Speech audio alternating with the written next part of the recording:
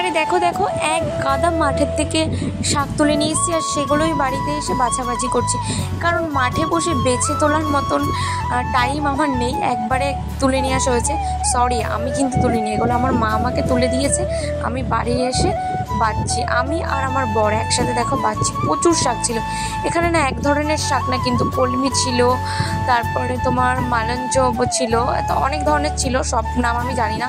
আমি যেগুলো যেগুলো আমার ভালো লাগে আমি এগুলো সুন্দর করে বেছে নিচ্ছি। দেখো এটা যতটা স্পিডে দেখাচ্ছি ততটা স্পিডে যদি আমি বাঁচতে পারতাম, সত্যি এটা বাঁচতে আমার 2 ঘন্টা টাইম লেগেছে, বিশ্বাস করো 2 ঘন্টা। ভিডিওটা আমি ফাস্ট করে দিয়েছি, এখন দেখে ভাবছি যদি এত তাড়াতাড়ি হয়ে যেত কি ভালো হতো। যাই হোক, টাটকা জিনিস খেতে হলে একটু কষ্ট করতে হয়, বাজারে হয়তো কিনতে পাওয়া যায়।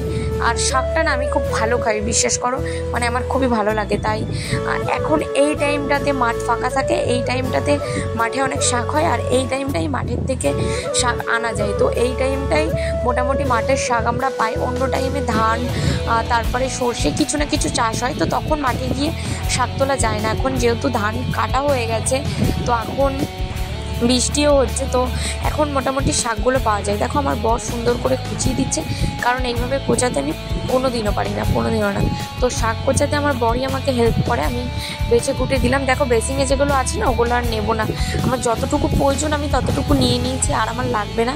তো ভালো করে শাকগুলো কুচিয়ে নিচ্ছি, কুচিয়ে টুচিয়ে প্রথমে একবার ধুয়েছি, তো তারপরেও একবার কুচিয়ে টুচিয়ে ধোবো পরে। তো দেখো কত সুন্দর করে কোচাচ্ছে। আমার একটা শাক কোচানোর মেশিন আছে, ওটা দিয়েই আমি করি যখন আমার বর বাড়ি থাকে না। সবসময় তো টাইম পাই না, যেহেতু এখনও বাড়ি ছিল তাই। আর এটা আমি রাত্রে করেছি, জানো তো।